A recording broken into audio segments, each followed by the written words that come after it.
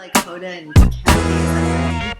I'm recording. Yeah, but Kathy Lee retired, so it's Hoda and Jenna. Okay, hi. Because for those of you that have missed this gal, guess who's back? Bunny is back. Now, for the new listeners, you don't know her. She was my original cohort on the Get Fit with Jodelle podcast. We recently got a 2-star review on the iTunes podcast because she's no longer on it. So you have been missed. I tell you what. Yeah, I know. So we wanted to bring, Bunny is back to bring back to the masses you guys' voice. Because Bunny speaks for you guys when we do these podcasts. I'm kind of the nerdy science one. Kinda. I give you all the information based on science, faith, research that I've done and I've looked through, and I've wanted to give you the truth behind nutrition. But no one can understand it. I know, and that's where you come into play. Mm-hmm. So, for those of you that are new to my podcast, welcome to Bunny. And then for those of you that remember her, you're going to be glad to have her back. Because here's the cliff notes of the podcast. We're going to talk about non-exercise fat loss strategies for 2020, meaning that you don't have to exercise to get your results. That's awesome. But you did say that your goal is to get back in the gym this year more than you had. I just feel like my joints and everything and muscles all feel better when I exercise. Yeah. So, yeah. I mean, what you're talking about is fine, but I do think the body needs movement. Well, yeah. We're not made to lay on a couch. And that's what I mean about non-exercise. It doesn't have to be hard, training in the gym. And in fact, those of them that are Ray Peat followers, you'll hear Dr. Pete say that he doesn't actually advocate for exercise. Mm-hmm. He wants you to move your body. He wants you to go out and chop wood. He wants you to go for a walk in nature and be outside. Mm-hmm. And that kind of stuff is what humans are made for. So that's what we're going to talk about today is how can we see results in 2020 without even focusing on exercise? Because sometimes exercise can actually derail you. If you're doing too much, if you get that cortisol That's up. my problem. I do too much. Sure, that's my problem. So Bunny and I go way back, for those of you that don't know. I'm talking me in grade school, her being the gym teacher. So and then we've lived together. I've lived in her basement and she has lived above me, and I could hear her walking at night when I couldn't sleep. So when I couldn't sleep. When she couldn't sleep. Sometimes we'd meet on the stairs. So yeah.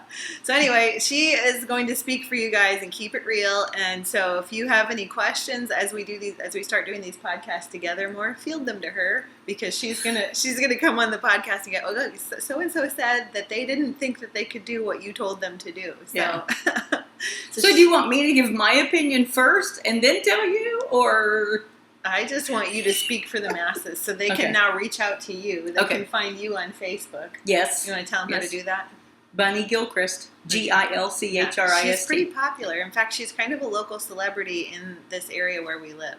Yeah, because when people see me old and I've lived here they go, well, where's Bunny? Yeah. So I'm kind of like Bunny's cohort. So.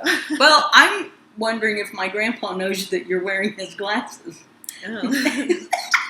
Well, I think your grandpa had really good taste. Yes, he did. He had very good taste. Okay, before they turn the channel because they don't want to hear us talking about your wonderful grandpa, we're going to go right into our non-exercise fat loss plan. So I have 10 tips for you. 10 tips? Yeah, and actually these are things that I compiled since 2019 that I think would be up Which was a long time ago. Yeah, really.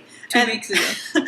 That I think will be really the mainstay for 2020. It's like kind of newish things, or even things that just people aren't aware of now. Some of them are what Ray Peat has taught me over the year, and because I've been podcasting with him and Georgie Dinkoff, so they've taught me quite a bit. So she likes his last name, Dinkoff. It's like Joey on Friends when he laughs.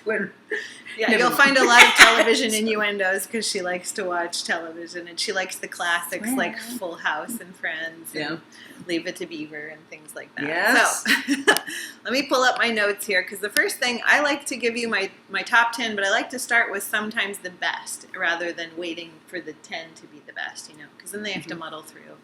So really, it goes back to, number one, a calorie is kind of a calorie. Okay, so when it comes to exercise and fat loss, it's not all about how much you're burning as actually how much you're taking in. So set exercise aside, and let's look at Are you taking in more calories than you need? Or conversely, are you taking in too few calories? Conversely. Conversely is like on the opposite side. Okay. I had to think about it, but I figured it out. Okay, good. So that means that it's okay to track for a short amount of time. Tracking your calories or journaling, like she's got her little journal there. Journal what you're writing down and become aware. So awareness is number one. How much are you actually intaking? What would you say you're actually getting a day in calories? Oh my gosh. See, you don't even know, do you? No. And that's where problems can happen because are you getting too much? Are you getting too little? And I will vouch for her. She's getting too little. This one doesn't eat enough for the activity that she does because she's like a lifeguard. She's running after grandkids. She's going and doing 16 different jobs all the time. She's in a parade at like a local theme park. I mean, she's not sitting behind a desk. You were going to say something? I was. Okay. But I don't remember what it was now. But go ahead. Well, what I'm saying is you're not sedentary. If you had like an yeah. office job and you were sitting all day, then I would say... I would go crazy for one thing. Yeah, me too.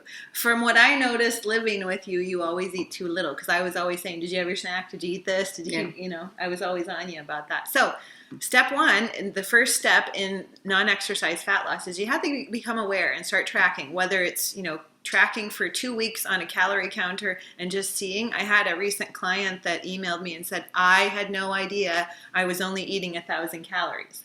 And she cleans houses for a living. Holy moly. And you know that's a workout. Clean your own house and then clean 16 other houses for the day and tell me that's not a workout. And I kept telling her, you're not eating enough, you're not eating enough. And finally she did the tracking and she's like, I'm only eating 1,000 calories. And that's like what a 5-year-old should be eating, you know? So, and she's tall like me and she works out. She's very active in addition to doing that. So gosh, she needs at least 2,000 to 2,500 calories a day probably. So we're trying to bump that up. And so she wouldn't have known. There's my dryer going in the back. We're in my kitchen, so it's just real. We're keeping it real here. Yeah, it plays a little song. It's kind of annoying, though, after a while. I don't know how to turn it off. So she had to become aware, and that's what we have to do. So do you think you could do that? Start tracking just for a day or two even, just to track and see what am I actually eating. Then you can say, okay, wow, I didn't know I was eating 800 calories. Now I'm going to bump it up to a good range for a woman is somewhere between 1,400 and 2,000, depending on their height, depending on their activity level. You just put a felt tip pin in your mouth. 1,400 to 2,000. Okay, so this is a good time to ask. Now, see the ballpark though? That's a huge ballpark. That is a ballpark. Yeah. So go ahead with your question, then I'll get back to that. Well, I've wondered how you felt about like the Apple Watches and all of the different watches where people keep track. See, that's what I thought would happen. She saw my face. Well, they're keeping track of everything right here on their wrist. Right. And they're keeping track of calories and steps and fat and, you know, all of that. So do you think that's a help or is it more of a nuisance? I think it's a nuisance.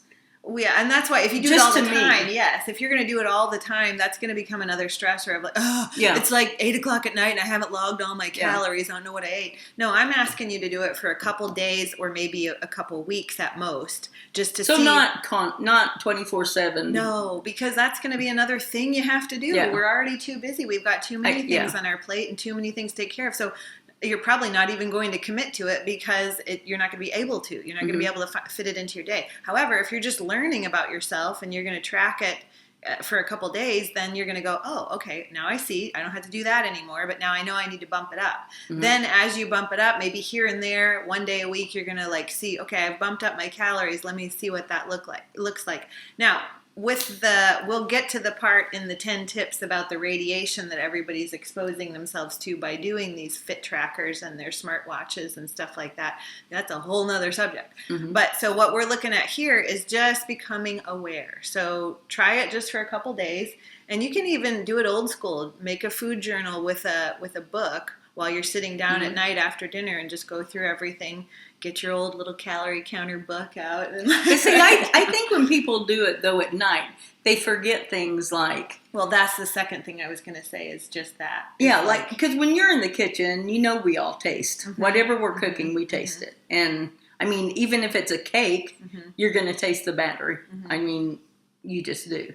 So I think at night you forget to, oh yeah, I took, two little bites of the cake or whatever. True. Most of us don't track adequately because either we underestimate what we're eating or we forget certain things. Like you said, like I had, 7 mints at work from the mint bowl or whatever, and those count. That's calories. Yeah. But the other thing is one thing I had heard a long time ago in my bodybuilder days is when you're tracking calories, overestimate. So let's say you're like, well, I don't know what this chicken soup is that I had, but it was like a cup. So you pull it up on the MyFitnessPal and there's like 16 different options of what to put in.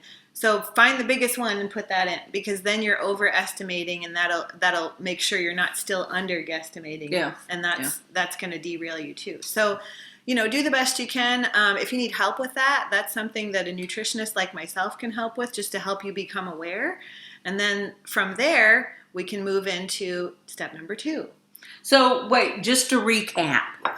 Oh, we got to go back to the ballpark thing. Yeah. Oh, the ballpark. Yeah. Okay. So you're saying a grown female woman, like 18 to 105, should have, because I'm going to live that long. I want to live that long. Yeah. I think I will, because I don't see anything happening. But anyway, I think you will. So 1,400 to 2,000 for a grown, mature woman. Yeah, and that's a ballpark because every day we have different things that happen in our body. You'll have more stress one day. You'll have more jobs one day to do. Oh, yeah. You'll have hormone fluctuations on any given day. Like a woman right before her period is going to have a bunch of more need for calories because she's got to make the period happen. So the body's going to call on her to eat more.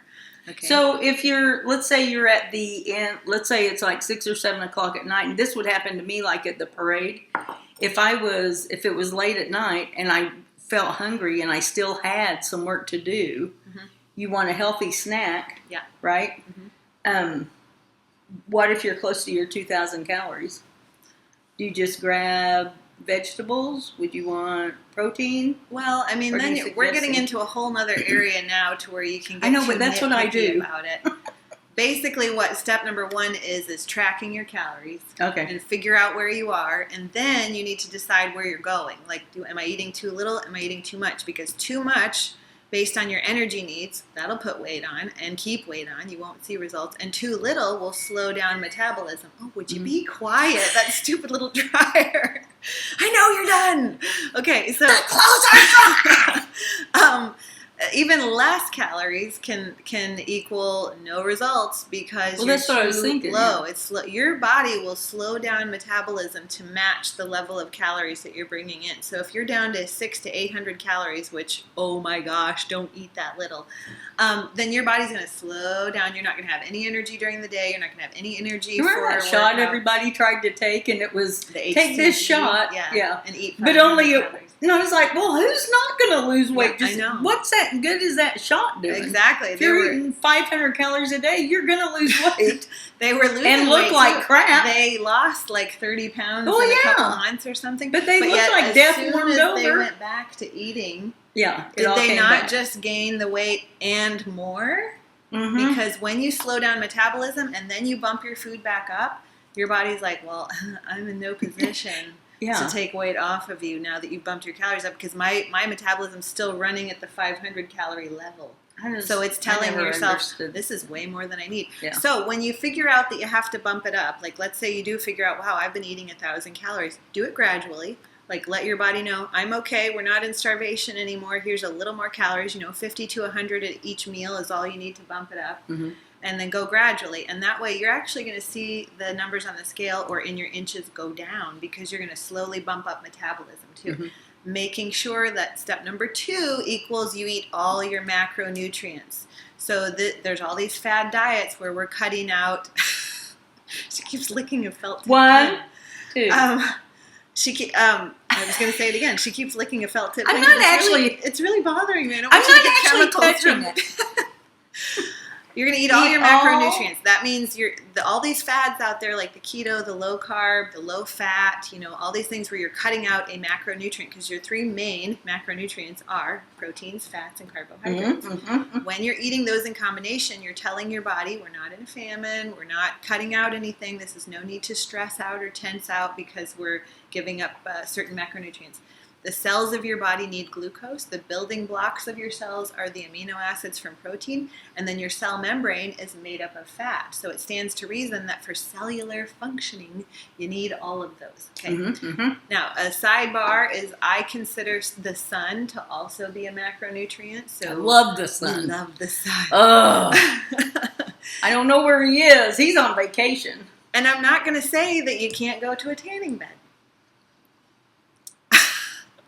I just said it. I'm sorry.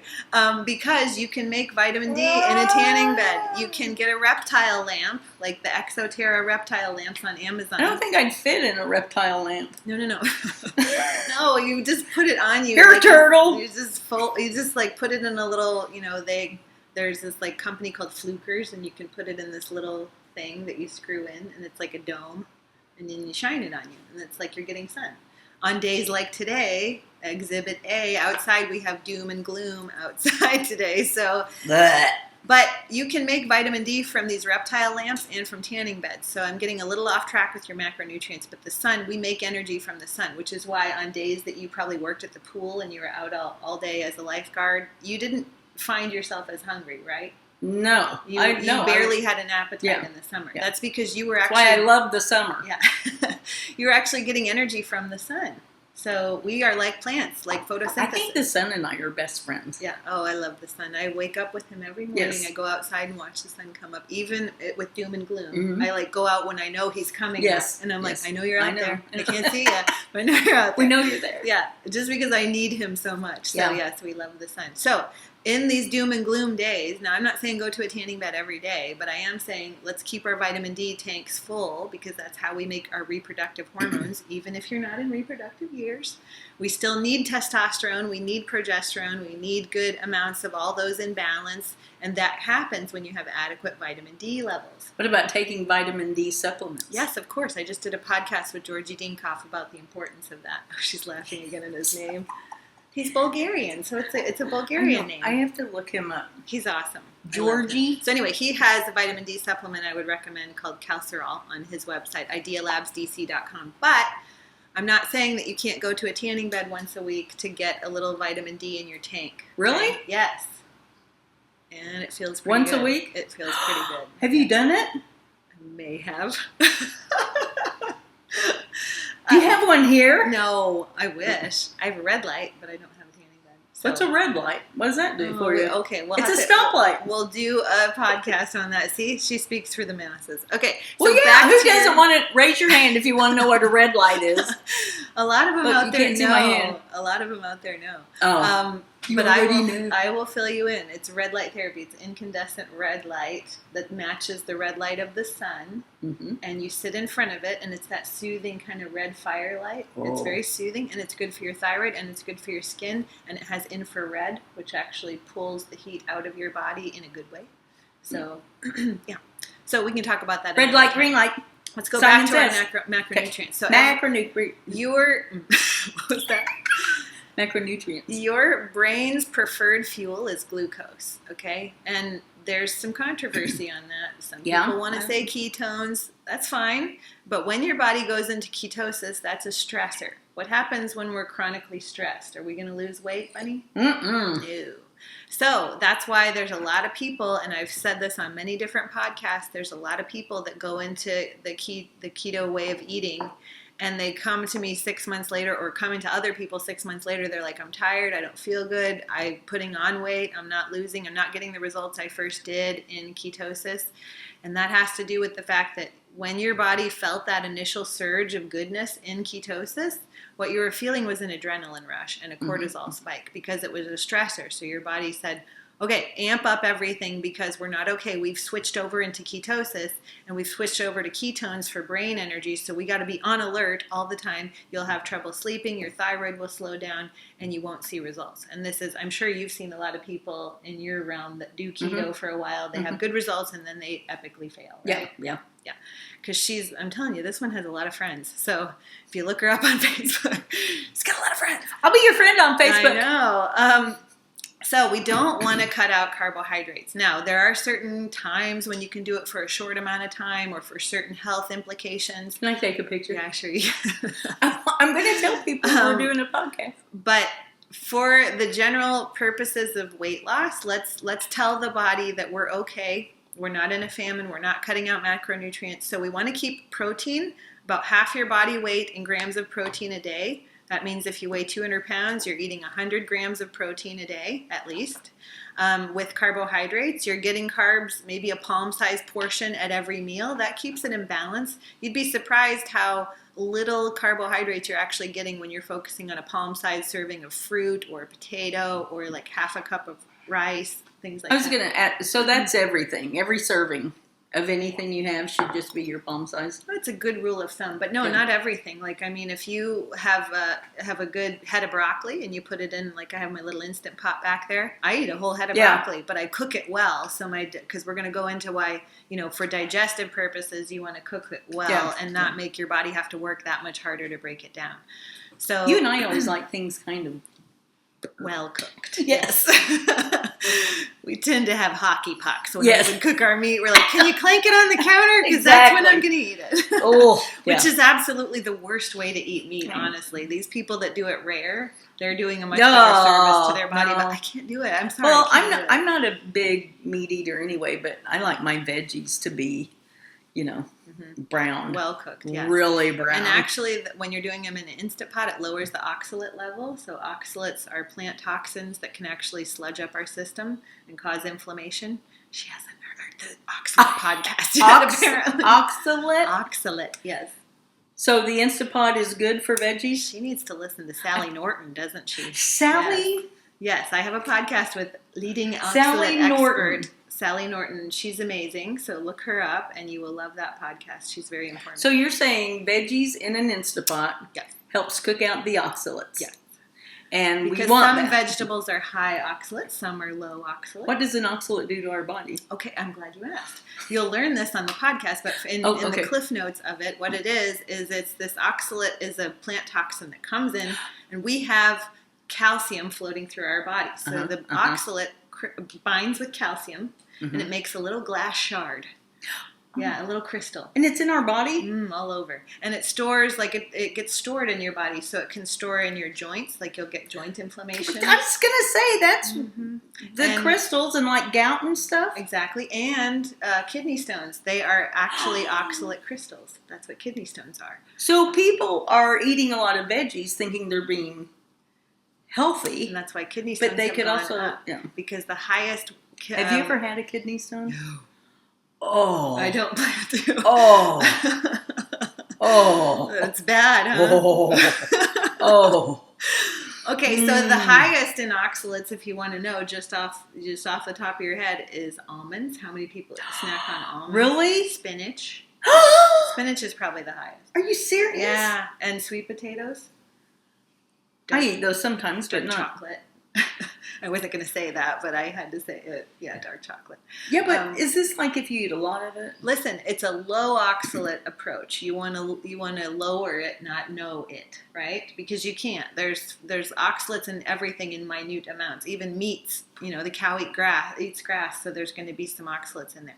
So you're lowering it. So you're swapping out spinach for arugula, which is low, or you're swapping out sweet potatoes for red potatoes. We are so off topic here. We're supposed to be on non-exercise fat. That's kind of what happens when I show up. I know. Okay, so going back to macronutrients, that's step number 2. We're not going to crowd any of those out. Bob's your uncle. Okay. Number 3, if you take a thyroid support, such as natural desiccated thyroid. Defecated? No. What? Not defecated. Desiccated. It's a natural. Okay, here's a whole other topic.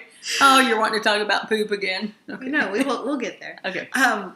Desiccated is where they take a natural bovine or porcine, means beef or pig, thyroid, and they make it into like Armour thyroid. Some people take Armour or Nature Throid or West Throid. Okay, and you can get it like through Georgie Dinkoff, his company. Why are you gonna laugh every time I say it? I'm trying to hide behind my cup. Idea Labs makes one called Tyromax, so it's drops you can take that are a natural desiccated thyroid. Georgie. Anyway, the bottom line is a lot of people are on thyroid support. Like a lot of people are taking Synthroid and levothyroxine for their thyroid. Okay. Where have you've learned all these new gigantic words? I remember when I didn't sleep a lot. I Yeah. just study all the time. Yeah. So the bottom line is most people take it first thing in the morning when they get up on an empty stomach, which is fine. But you should know that after exercise, even though we're talking about non-exercise fat loss, you should know that after exercise, your thyroid naturally slows down because it's the cortisol response. It's the stressor of the HIIT workouts or the workout class that you go to. So if you're doing it in the morning and you're taking some sort of thyroid support, you should do it right after your workout. That's a little fat loss tip because we want to keep the thyroid amped up. So maybe if you're doing it to where you can take half an Armor, if you're taking Armor or something like that, take half first thing in the morning, take the other half after your morning workout. And is this a supplement that you can get like anywhere? Well, not the levothyroxine and Synthroid. You have to get that from your doctor, but I don't advocate for those. Say that again, like in slow motion. Levothyroxine or Synthroid. Yeah, it's synthetic thyroid. We don't want those. No. So you have to get that as a prescription. But the natural desiccated thyroid, now some doctors will give it, not defecated. Some of those you'll get from like practitioners, like functional medicine doctors do like Armor or Westroid. Those are natural thyroid supplements. Those are fine. But you can also but an everyday person would be okay taking those things? Well, I recommend most people do. Because nowadays... Even if you show no signs of... Well, I haven't met anybody that doesn't. When I get blood work brought to me through consults, no one has come to me yet with an optimal thyroid. Okay. Yeah. And 60% of hypothyroidism is subclinical, meaning it's not diagnosed. So people go to their doctor, and the doctor's range of TSH is between 1 and 5 sometimes. If you're anywhere above 1, you're in trouble. Like you need to be below 1 on the TSH. So their scale is off. They don't go by... Traditional medicine is less than 1 is an optimal TSH. So that being said, most people would benefit from a natural desiccated thyroid. And Idea Labs makes one called Tyromax. Also, Ancestral Supplements makes one as well. So there's a couple options out there for you to get it yourself. But the point of the whole tip was for people that are already taking it to take it after their workout. So that way you're keeping your metabolism humming even after a strenuous workout where maybe cortisol went up, okay? Oh, okay. Tip number 4. Tip number 4. Properly hydrating, meaning that it's not just about drinking water. We actually need to take in those pinches of sea salt we've talked about in the past. I love that. Yes. I did that at the pool last summer, too. Yeah, because you were losing a lot of minerals sweating and being in the hot sun throughout the day, so it was excellent for you to do that. Yeah. Really good for adrenal support because you're getting all the good trace minerals in the sea salt. Now, not table salt. You have to do sea salt. And then chasing it with water is a really great way to open up your cells and properly hydrate. So if you're a high-stress, chronically active, or you just have a really stressful lifestyle, then you need to get some sea salt support. And it's a cheap, easy way to carry a little baggie of sea salt with you, pop it in. I have a little Tupperware thing that I take to the pool, and I just... Hope it's glass and not plastic. Oh, something to think about. Coconut water is another way to up your mineral levels. I love to have a coconut water when I'm teaching a class, and I'll drink it before and after just to keep my electrolytes up so I don't drop. Teaching a class? Yeah. That's what you call it? I call it torture chamber. You should have seen what she did. Low impact. It's all low impact. Low impact? But... Your butt looks I good, couldn't by the way. walk. Oh, I got the poem too. We should read him the poem. You can read it. Oh, good. Well, so anyway, it's a good. My elbows were sore. It's a good pre and post workout to do coconut water. Oh, but the only thing that coconut water is missing of the electrolytes is sea salt. So you can actually do some sea salt and chase it with coconut water. Quick question, and I've had people ask me this all the time, and the only thing I can say is, well, Jodelle said so. Oh. Sea salt versus table salt. Regular iodized salt that is sitting on everyone's counter. Right. What is such the difference, and why... You know, when people have high blood pressure, they'll say, oh, I'm cutting out my salt. Well, sea salt, you don't have to cut that out, right? Right. So, can you tell us a real quick difference? Your doctor's going to say a different thing, but sea salt has the minerals intact, table salt does not. So table salt's been overly processed and it's been bleached and things like that. So it doesn't contain. So sea salt is just, it's pretty much all natural. It's the one with all the minerals that actually matches the saltiness of your body. Okay. But the table salt, it really is just, it contains iodine. That's all that they've iodized it, and they've bleached it, and they've stripped it of any nutrients and left it with just a salty flavor, basically. And it's the one that can actually affect your blood pressure and things like that. So I always tell people, it's not the sea salt that's the problem. It's the sodium they've added to foods, like canned soup or something like that, like a Progresso soup. You're going to have a lot of sodium in that. Or something like a Triscuit cracker. Well, they do that just so it stays fresh for a long time, right? But that's not good. No, salt is so flavorful. It's the salt of the earth, remember? Yeah. And so when you flavor something with excess amounts of sodium, then it's going to taste pretty good. And so they overload it with this kind of toxic form of sodium, and that's when your blood pressure spikes, because in addition to that, you're also getting PUFAS, which are polyunsaturated fatty acids generally in the process. Oh, Bunny doesn't know about PUFAs yet. So she's been gone for a while. So you've learned so much stuff. So that's we've got PUFAs and defecation and that's going to be on our list to talk about is avoiding PUFAs. So now that we've discussed sea salt, let's jump right into PUFAs. Okay. So the next tip is avoiding PUFAs. Now, a lot of you listening, you already know this, so you can fast forward to the next one, but it might be a good refresher. Did you say avoid PUFAs? Avoid, yes, at all costs. Now, you can't completely eliminate them because even things like egg yolks have small amounts of PUFA, polyunsaturated fatty acids is what that stands for. Okay. But the ones that are the major players here that we need to avoid is margarine, Crisco, soybean oil, canola oil, Mazola, Wesson. All of those need to be thrown out the window because these are the things that are bogging down arteries. These are the things that are causing diabetes, not the sugar. Your body knows how to process glucose. It does not know how to process trans fatty acids that are in the form of polyunsaturated. Can't you just up your insulin? Yeah, how's that working for you? Yeah, let's treat the alcoholic with alcohol, and let's treat the insulin-dependent person with insulin. You know, the ones that aren't getting or have way too much insulin floating around. Let's put more insulin in because that's going to solve the problem. Yes. Yeah. So that being said, other things that people need to be aware of that are PUFAs are actually nuts and seeds. So I say that, and I'm grimacing because I was waiting for your reaction. Can you say that again? Nuts and seeds, including nut butters. No! Yes. No! Now, I will say macadamias are acceptable. And macadamia nut butter, you can do that. It's not... Almond butter? Yeah, you're going to have to... Well, there's the oxalates again, too. So now you make me learn to like something, and then you take it away. Well, it's not that you have to take it completely away. It's a once in a while, okay? And that's the case that nut butter should be anyway, because nuts and seeds are very hard on the digestive tract. So is the fat bomb people, we can still get their macadamian things? Yeah, for sure. Yeah, I love their dropinfbomb.com. Yeah. I'll do a little plug for them. Very, right now. very good. Use my code GetFit and save 10%. Macadamia nut that butter almost packets. rhymes. Get fit, save 10%. No, it doesn't really. Not really. But nice try. I'm sorry. So PUFAs are in nuts and seeds because they do have a lot of monounsaturated, which is good. That's your olive oil, your heart healthy oils and things like that. But they also, if they sit in light on a shelf, they're going to become a polyunsaturated fat. They become rancid very quickly. Yeah. Okay, so the best thing to do is do something like the macadamia nut butter or do coconut butter. That's always one of my favorites because it's nice and creamy and it's good for the gut, which is where we're going next. And you can just take a spoonful of that and eat it. Yes. I mean, it's good.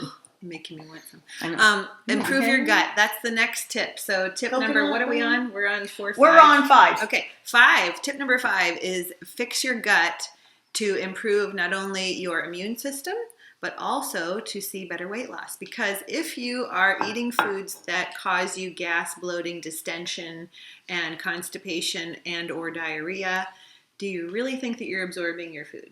And do you really think that your body's not stressed out? No. Would you say that digestive distress is stress to the body? Yes. Yes. So again, we go back to stress. If your body's stressed out, you will not see results. So we have to go back to that food journal, start writing down every day, oh, I ate eggs for breakfast, and it seems like now every time I'm eating eggs, I'm getting really gassy. Eggs aren't working for you, okay? So we need to start becoming aware of what time of day we're getting the digestive symptoms, what food could be causing it, and then do something about it. Guess what? This is not an infomercial, but you can have a new gut in 7 to 10 days. Okay. I need a new gut. What does a bag of M&Ms do for you? No, but what I was saying is you got to let me finish my infomercial. Oh, okay. Okay. What did you just ask about M&Ms? I was just wondering what a bag of M&Ms does for your gut. I think you know.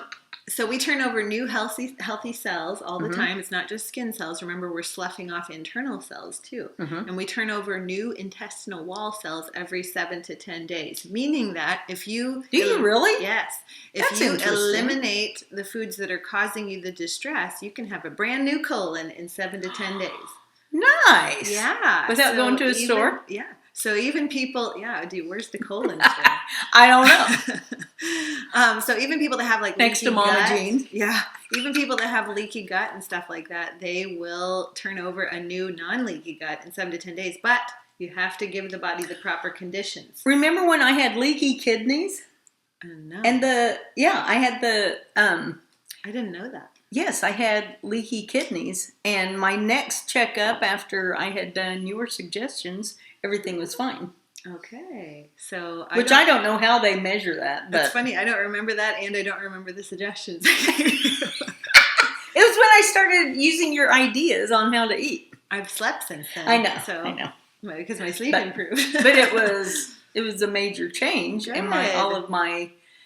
I don't remember what they said, but it's something about they can tell that urine or something's coming out of your kidneys, and then my next checkup, like 6 months later, was like, "Hey, so you don't have that problem into anymore." Your body, like into your tissues. Yeah. Oh, interesting. Yeah. Okay. Well, I'm glad I was able to help, even though I don't remember that I did. So fixing your gut entails eliminating, writing down those foods just for a couple days, track some foods and see which ones you're getting that daily bloat or that daily gas, or what foods are causing you chronic diarrhea. Maybe you're having a certain meal, because we're creatures of habit. We tend to rotate through the same 5 to 7 food groups each week or day. And so notice then if like maybe you're having steak and potatoes for dinner, but every night you do that, you have diarrhea.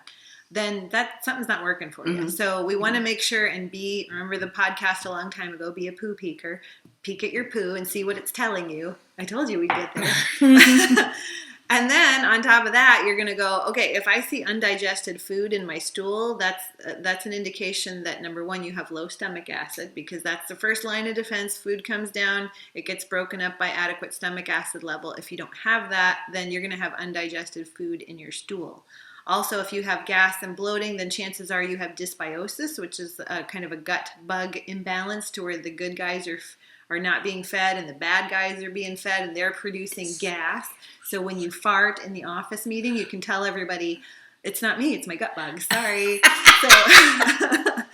But the thing wasn't me. Yeah. The thing you should understand though is your gut, those bad guys actually make something called endotoxin. So they're producing a substance within you that gets stored in your colon and in the tissues of your body that actually, again, sludges up your system, kind of like oxalates do.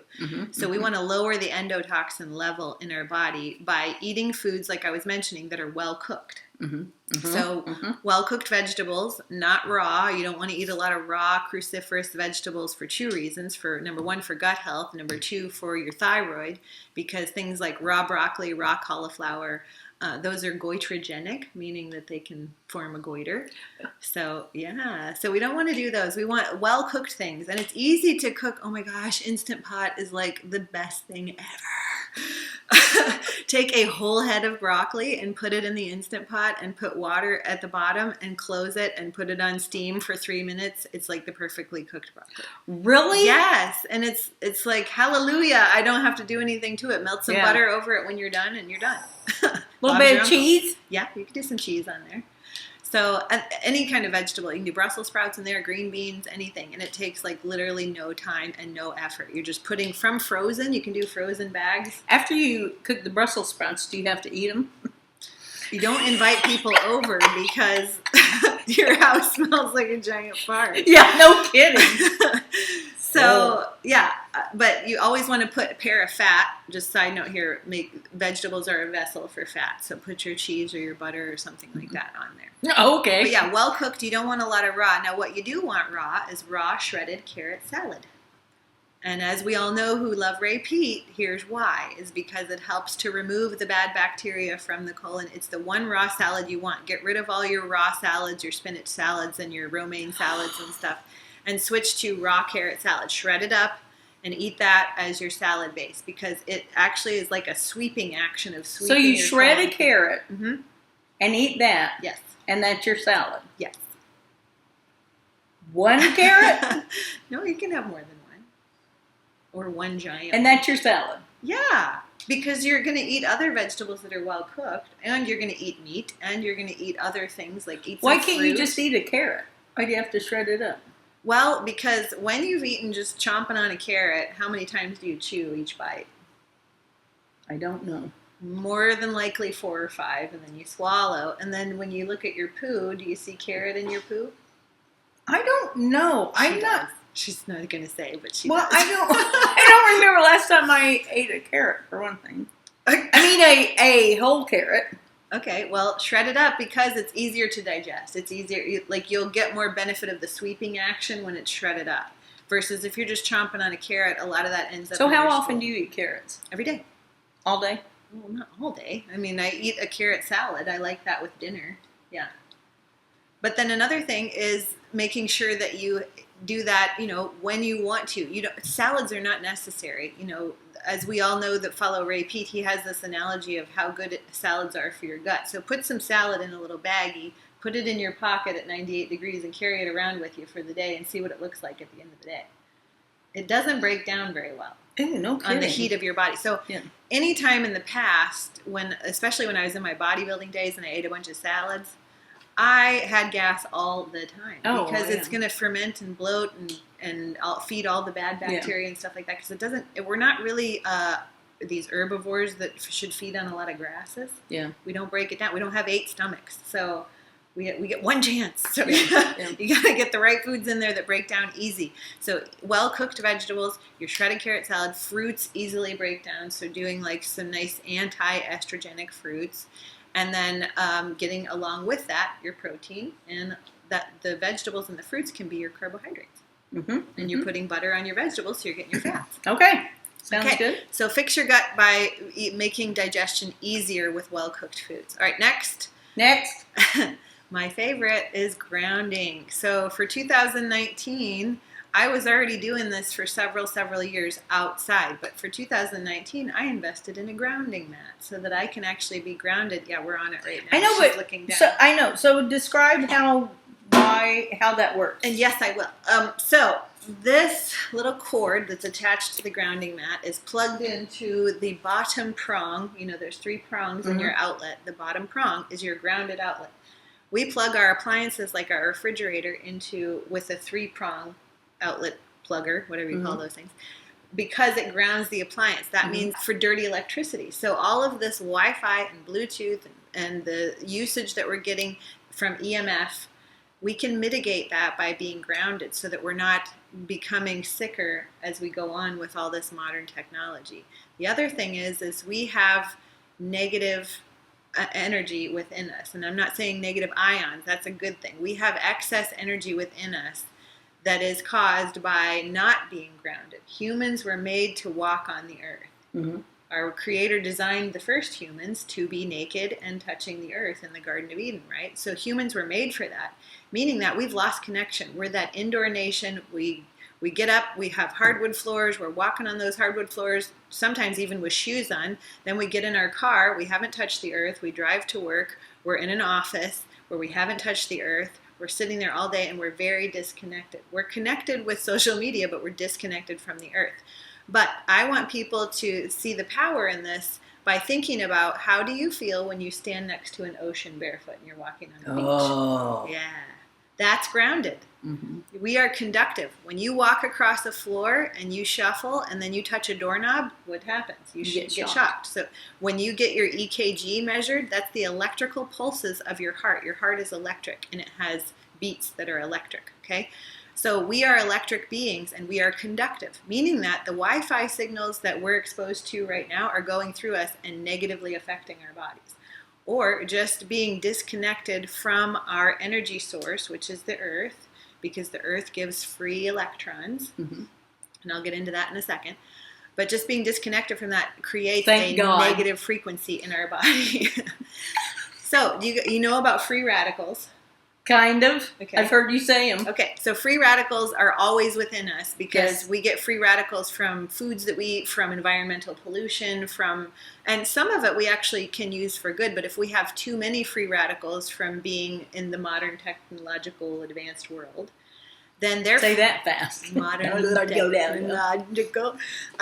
Then they're floating through us, and they have one mission. Okay, they have one true love that they're trying to find, and that's a free electron. So free radicals want to find a free electron.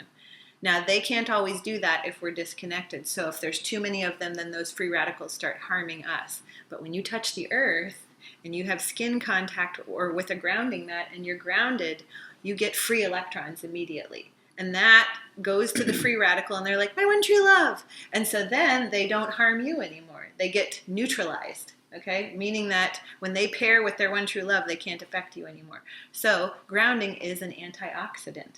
Okay, it actually causes you to not age so quickly. Mm-hmm. And if you think about people that, I've said before, if you live in Hawaii, or if you've been to Hawaii and you see the people that live there, there's nobody overweight hardly, unless you're a local Hawaiian. They're just bigger by nature. They just have a bigger culture. But the people that are transplants there, there's nobody overweight. There's nobody of ill health because they're always out in the sun, number one, and they're always at the ocean. They're always grounded. They're swimming in the ocean. They're planting in their gardens. They're always exposed to the earth. And so if we can embody more of that, and if we can get grounded more, you will see more weight loss results because there's 21 peer-reviewed studies that show the effects of grounding anywhere from better thyroid function to better sleep to better energy. And my favorite is lowering cortisol. What happens when you lower cortisol? You're happy. Well, that and you lose weight. Like cortisol puts weight on you, but lowering it actually allows your body to see results. So an easy way to actually see fat loss results is sleep on a grounding mat. Can you imagine what it would be like if you were sleeping on the beach at night? So do you sleep on one of these? I do. Nice. Transformational. Do they make it... How big is it? It doesn't matter. You can get the small one that Ground Therapy has. I'll put a link in this podcast because as long as you have some form of your skin touching it, you can just lay it on wherever you sleep, put it under your feet at the end of your bed. As long as you're touching it with some part of your skin contact, you're grounded. So you can get the cheapest one they have on groundtherapy.com, which is like $59, and you can take it with you. You can take it to the office and put your feet on it. You can put it on your bed. You easily just wipe it off with a damp cloth. So, yeah, it's the best invention, I think, since toilet paper because it's something that is so simple to add to your wellness routine. And you don't have to think about it. You just put your feet on it or put your body on it or lay on it on the couch when you're watching TV. What about because in the summer and spring, you're outside all the time barefooted. Yes. So do you still use this? Oh, yeah. Okay. But that's the thing that I didn't know. See, I was doing earthing and grounding outside for years and getting benefits that way. But now I can sleep grounded. I wasn't able to do that before because we're always on elevated beds. And in third world countries, like when I went to Vanuatu, everybody sleeps on the ground on banana leaves. And their 80-year-old village chiefs were like in better shape than me. Yeah. And it makes you wonder, like, are we missing something? And that's why I think I put in one of my podcasts that grounding is the next big thing. If people will learn about it and if they'll try a mat, unbelievable the difference that you'll feel from inflammation.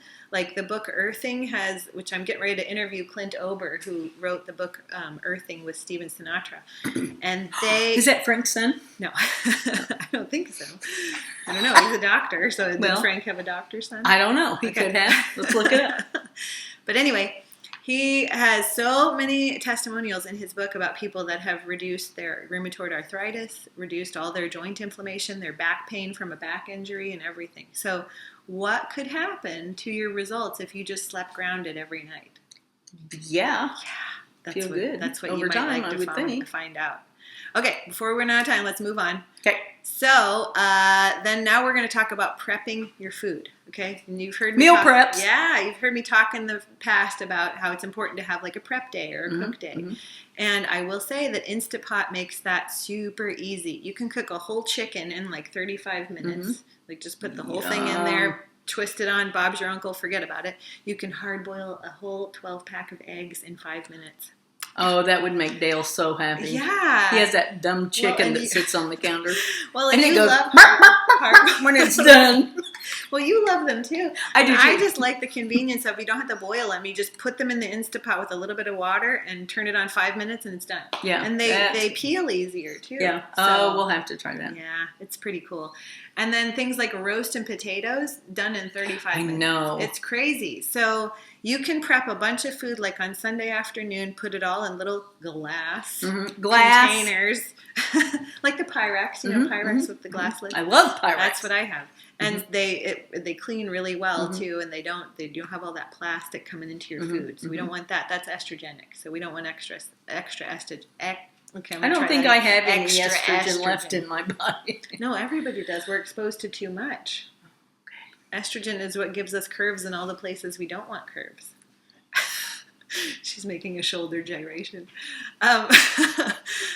So I forgot where I was. No, you distracted me. We were talking about prepping food. Okay, prepping. So another thing is to just keep on hand things that are so easy grab and go. So like Amazon and Vitacost has things like nitrate-free beef sticks that are from Vermont Real Sticks. You can get nitrate-free beef jerky. You can get things like I just lost my train of thought. Cauliflower crackers. Maybe you need some quick crackers on the go. Yeah, and they're selling like ground up cauliflower stuff now. Cauliflower flour. You can make stuff with pizza that. Crust I put a post on my Facebook recently. It was like, there's hope for you. If cauliflower can become pizza, then there's no reason you can't become what you want to do. Yeah. Yum. So, there's things you can get, like you can I lost my train of thought. I was going to tell you what I usually get off of Vitacost. Like you can just keep canned fish on hand. There's even potato chips that are cooked in coconut oil. So it's just like frying potatoes in coconut oil. Jack's Honest, another company is Boulder Canyon. So look for potato chips with coconut oil. That way, in the event you want to have some chips, you can. Just find ones that are not cooked in PUFA. Okay, like your safflower and sunflower oil and Wesson and all of that we talked about. So if the bag says like safflower and sunflower, put it away. It looks like it's healthy. A lot of health food stores are selling it, but put it away. And then keeping on hand like gluten-free oats. You can keep on hand a bag of white rice. Cooks in your Instant Pot in 8 minutes. 8 minutes. Nice. A whole pot of rice. Portion it out. Cook a head of broccoli. Put that with it. Cook a whole chicken. Put that with it. You have a whole meal in a bowl. So you can portion that out really well. And then when you go to the grocery store, you can get things like your Laughing Cow cheese, your little Baby Bells that are prepackaged to take on the go with you, your holy guacamoles and things like that. So holy guacamole, holy guacamole. Well, because some people don't want to make it, so I know. So just buy it. I love it. And that's why I say buy your vegetables pre-cut up so they're easy to cook with or something. Because otherwise, if you just buy them in the whole, they sit in the rotter, I call it, instead of the crisper, because they just sit there and rot.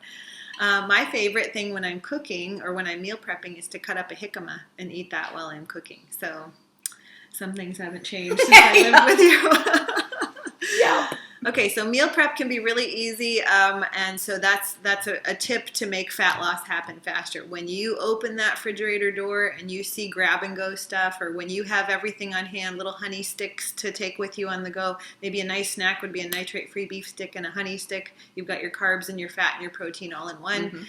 Then you're more apt to make better decisions. So it's about stocking your pantry, stocking your fridge with things that are grab-and-go, okay? Yep. Okay, what you haven't wrote down many in the past. And the last thing I put was earthing. Okay, so we still have, let's see, fix your sleep issues. We haven't discussed that yet. Because if you're not sleep? Yeah.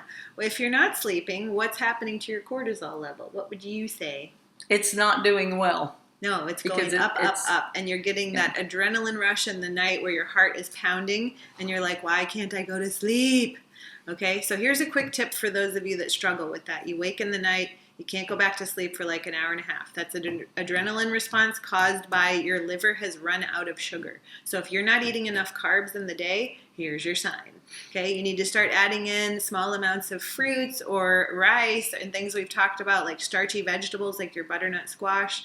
Add those in throughout the day and then see if you don't actually stay asleep longer through the night. Also, if you do get that response while you're in the midst of changing things, a really quick tip is to get up, go have a spoon of honey and some sea salt and lay back down. You'll be asleep in 15 minutes. Really? Yes, because you have now calmed down the adrenaline. Anytime we get that good glucose or fructose in the case of honey, your body goes, oh, I'm good. We can lower the adrenaline. We've got a little bit of sugar to work with, so let's put her right back to sleep. Now, what's your thoughts on local honey? Oh, sorry. Versus, I mean, do you feel like we should always go with local honey? I mean, yeah, if you can. Anything local is going to be much better for you because, yeah, it helps with the local allergies and things like that. But honey in general is a safe sweetener. If it's done in proper portion, you know, you're not going to do a pound of honey a day. You're going to do like just a spoonful here and there. Well, we might be able to. Well, you shouldn't. So, but I love the little honey sticks. Like, in fact, I have some in my drawer right here. Well, of course you do. I do. So this is like a bag I got on Amazon of raw honey, and it's non-GMO, and it's the perfectly portioned little stick. Cool. And Very so cute. you can just bite that and like squeeze it into your mouth in the middle of the night if you can't sleep. Those are from Amazon? Yeah. Nice. Yeah, I got 100 sticks for like, what was it, like $10. So Cool. yeah. And so that's something to have on hand for not only when you can't sleep, but also, like I said, a little quick carb on the go. Maybe you're going to you have only a few minutes between clients, or you're running from here to there, and you just need a little bit of carbohydrate to keep your blood sugar stable. A honey stick is a great way to go. You could do like a little baby bill and a honey stick, and it's not excessive. I'm serious. It's like 5 carbs. Yeah, like, really, it's like nothing. So it's that sweet hit that just calms down your blood sugar, though. So that's something to consider. Fixing your sleep is also the blue light before bed. Yes. Do you wear your blue blockers? That means no. Well, but I did do. My phone automatically goes to the darker thingy. Okay. At like 8 o'clock at night. Yeah. So the I put that on there. Yeah. Okay. So that's good. But house lights, bathroom lights, all of those, television lights, because televisions are really bright. It's like a sun in your living room. Yeah. So all of those are going to affect how you're going to release melatonin, because blue light blocks melatonin. So one of the best things you can do is just get on some blue blockers. I like either Swanwick, like I'm wearing their day blockers right now, or I like Raw Optics, which is RA Optics. They're a little more pricey, but they do actually block a little bit more of the blue light than Swanwick does. But Swanwick's more in my price range, so I like them. But it's an easy fix. You just put those on. You still do your words with friends at night, and you don't have to change anything, but you will get sleepier. Every single person that I've had put them on before they go to bed. And in fact, I had one client who had to take Lunesta every night to go to sleep.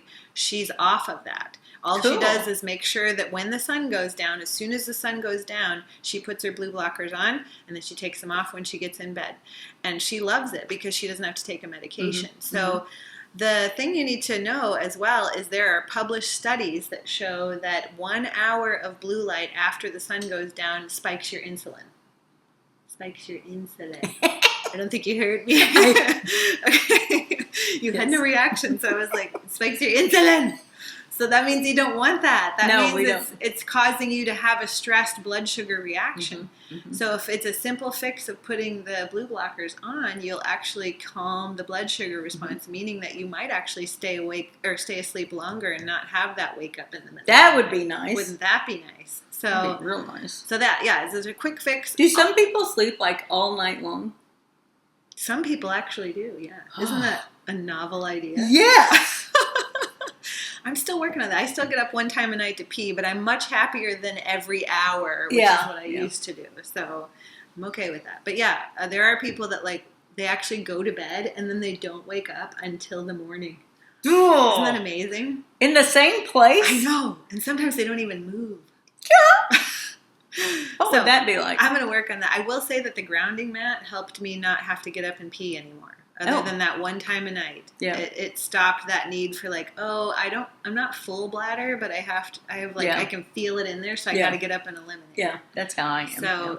So the grounding mat actually calms down how much you're throwing out calcium and minerals. Mm-hmm. That's that you're dumping a lot of minerals throughout the night. It's kind of a kidney thing. So that's why we want to remedy our kidneys. And one way to do that is by grounding. Okay, I don't know what number we're on. I don't know.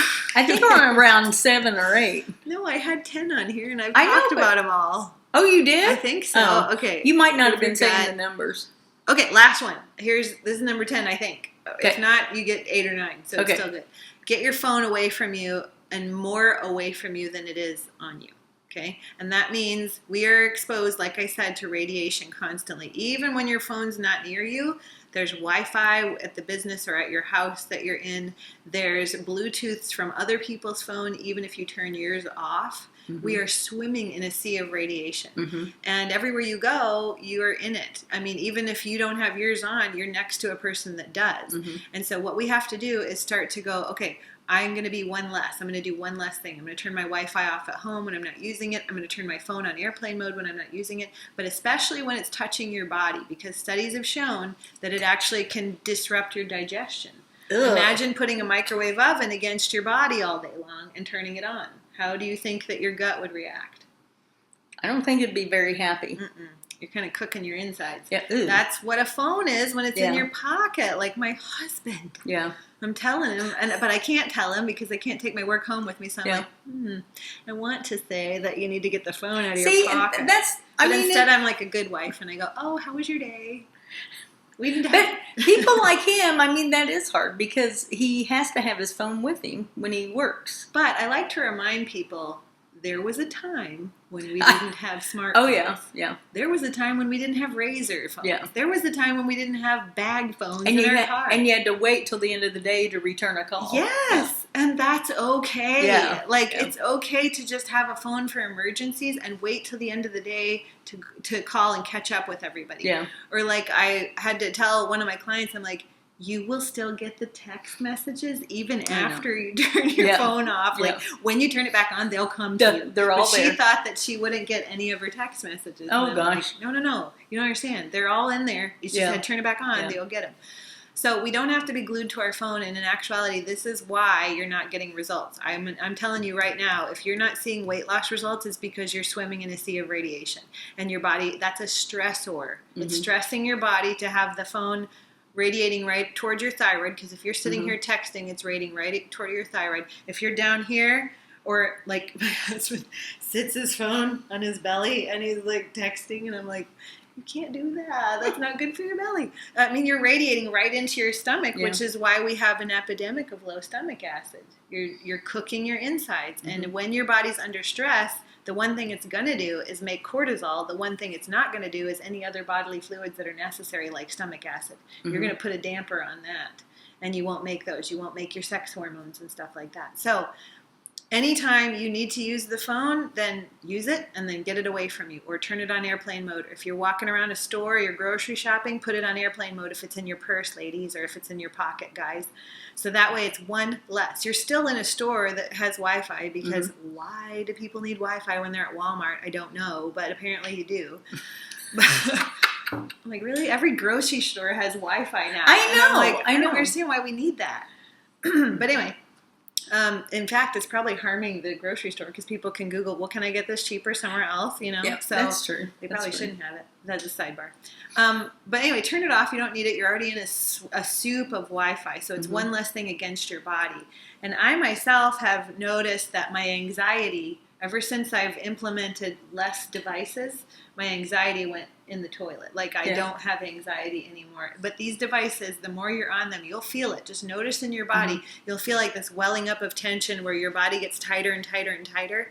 And you can see it in toddlers. If they're on a device for too long, they'll actually start to move around and get antsy and start it's like they can't stand it anymore, and they don't know that because they're so entranced by the show that they're watching. But their bodies are actually repelled by it. What I've noticed in recent years too, and like even when I was teaching, everybody's diagnosed with anxiety now. Yeah. Well, when I was growing up, no one had anxiety. You didn't even know the term. No. You know? I'm glad you brought that up, because that makes people think. Like, what is in our But environment. even children, like I'd be teaching PE, and the kid would say, "I can't do that because I have anxiety," and I was like, "You have anxiety? You're 10. How do you have anxiety? What do you worry about?" I know. I'm like, "What do you don't have a house payment?" I'm like, "What are you anxious about?" To make your bed every day. Yeah. Like, how nice would that be? It's hard that you're going to go to lunch after this class. I mean, I don't get it, but I have no doubt that it's from devices and absolutely. We need to do a whole show on the way things were. Yeah. Remember the day when you used to come home from work and you sat outside and watched the world go by instead of go through your feed? Yes, yeah. You probably had less anxiety. Remember? And kids went right outside and played. Yeah. It didn't matter if it was cold or hot. No. They climbed trees. They threw rocks into a pond. I mean, we could do that for hours. I got one for you. Remember when TV went off at like 11? You got like all the rainbow bars, and you're like, "Well, I guess I'm done watching TV." And the national anthem, that meant the flag, and you didn't have a choice. You had to go to bed. Yeah. Like there wasn't late night television because you got like Saturday Night Live, and then you got the weird screen. And yeah, you're like, the ant races. You were done. And remember when you actually slept? Yeah. Yeah. You didn't need anything to help you sleep? When I was in high school, you could drive a dump truck through my bedroom and I wouldn't have woke up. Yeah. Because I didn't have devices. I had a corded phone on my wall. Mm-hmm. And I didn't watch TV because I had like one of those teeny tiny TVs that was like this big in my bedroom that got like 3 channels. So what are you going to watch? I know, yeah. So we need to go back to that. Like if we actually made our life more simple, we would actually go outside more because there wouldn't be much to do inside. We'd actually go to bed earlier because there wouldn't be much to do after dark. Got up earlier you did be outside because the sun was going to be coming up. But guess what? We can mimic that. We just have to we have to put the phones down, the little rectangle I call it that everybody's carrying. Everybody has their little rectangle, whether it's a tablet or a phone. So there's life outside the little rectangle. The girl that cuts my hair calls the phone the adult pacifier. Yeah, that's what it really is. I mean, I'll see people waiting in line and they like whip out their phone. Like you can't be bloody bothered to like stand there for 6 minutes, you know, like or talk to someone. I know. We used to go on an just airplane. Look around and take things in. We used to go on an airplane and you actually sat next to someone and talked and to them. Visited. Yeah. Now everybody's like, immediately get my phone out and don't talk to me. Don't look at me. Earbuds are even going in. They want to make sure you're not going to talk to them. Yeah. So and we wonder why we're so disconnected. And we live in like this virtual isolation. So we've got all this online connection, but those people can't help you when the chips are down. Right. It's the people right next to you. When the airplane's going down, you can Instagram it and say, look, I'm going down. But it's the person right next to you that might be a life raft for you, not that person on Instagram. Yeah, no kidding. So anyway, long story short, get your phone away from you as much as possible and go outside. Enjoy life. Yes, go out on the other side of the rectangle and see what's going on and see what you're missing. You know, your buddy on Instagram can do all these really contortion-y things with his body, but what can you do? Why don't you go outside and find out and leave your phone inside? You don't have to take a picture of everything. Like, I don't need to know. Like, I don't need to know what you're doing. That's why I got off Instagram, because I'm like, I get so much anxiety, like, looking at everybody's stuff, because I'm like, well, should I be doing that? It's like pressure. It's like social pressure. It's like, well, I'm not doing that. I should probably do that with my business. Or I should probably... Every time I see Rachel, I always think, can Jodelle do that? Rachel's pretty contortionist. Oh, my gosh. Yeah. She's inspired me, though. I'm going to try. I'll try after we do this. I'm going to try to do something outside and you can take my picture. See, why do I take a picture, though? Because we might win $10,000 on America's Funniest Video. I would like to see you do a handstand. I can't do that. But I could work up to it. All right, we've gone for over an hour. We got to close it out. So you've got your tips for fat loss. I want you to implement them and then message Bunny and tell her how it's going. And we're going to have more podcasts to come where we will Bunny Gilchrist, Bunny Gilchrist. That's not short for anything. That's her name, Bunny. Be my friend on Facebook. And can I put this on there and we'll share it? Yeah. Okay. Yeah, go ahead. So, okay, thanks for watching. We'll be back for more. Tell us what you like and what you don't like, and we'll take it all in stride. What's that little thing bouncing? What's that? I don't know. My computers are weird. Let's go outside. Bye.